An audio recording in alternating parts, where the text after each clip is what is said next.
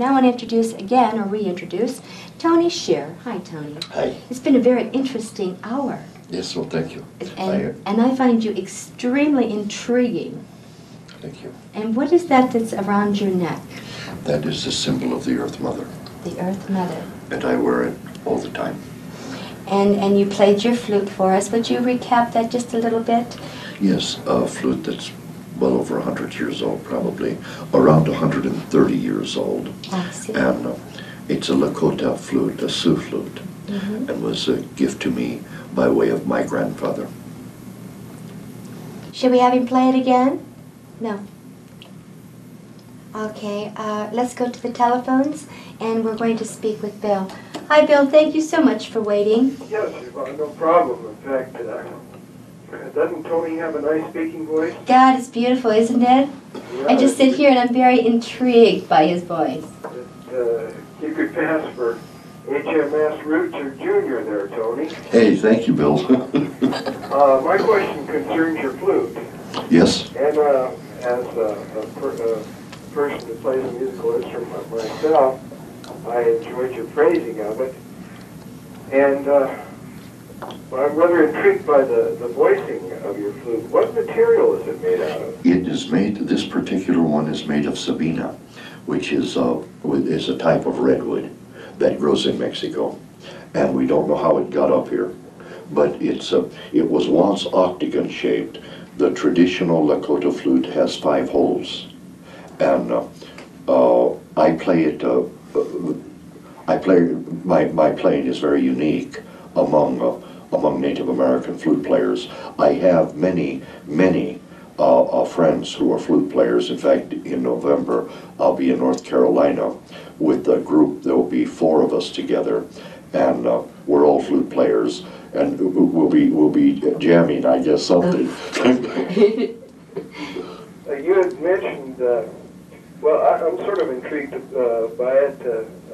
Traditionally, the silver metal flute, on an oscilloscope, they have a rather pure, clean sine wave.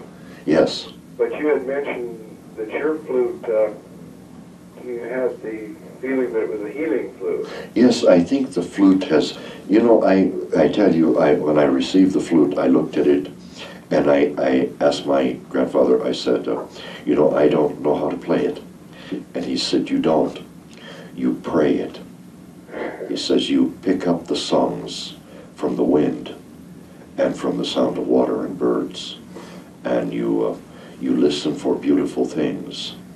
I can tell you, I have played this flute for animals. I've played it for grizzly bears. I played this summer. I was with in a place where there was a bunch of eagles, and they speak back to me. Here in Colorado with the mule deer, I go hunting with my flute, and I find that certain long flute notes. Let me just give you just a little example of this is a mule deer voice. If you change this very much, they run off. But this is it.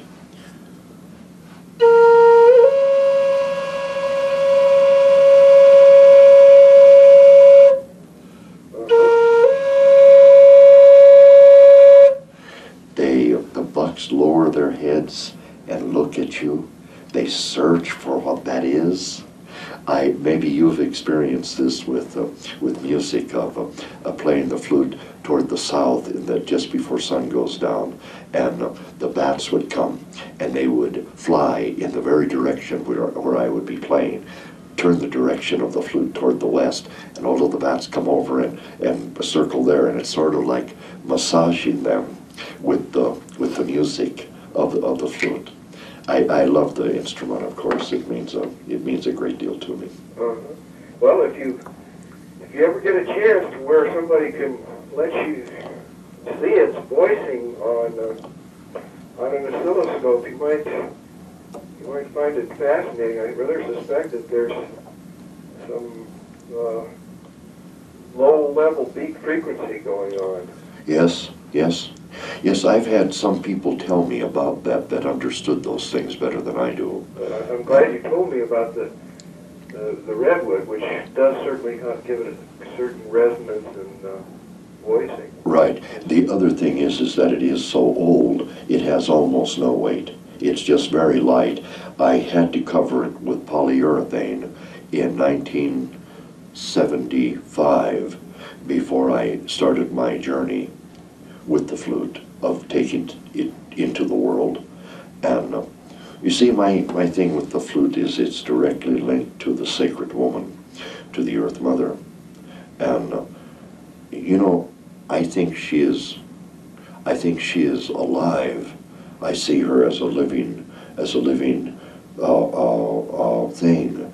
I imagine her as a very beautiful, beautiful woman that is the gift bringer. She gives us everything we have, and I've learned that from Native American teachers that we play the flute. It's a love song. It's a courting device. It used to be that we would court the lady that we wanted for our wife, and we would court her with the flute, and that would be our song. When the flute came to me, I never played it that way. I started praying the flute, and I pray it now. It's my connection. All right, Bill, we're going to move on. Okay. Thank you for calling, dear. All right. Did we answer your question? Yes, you did. Thank you. Thank you. Bye-bye.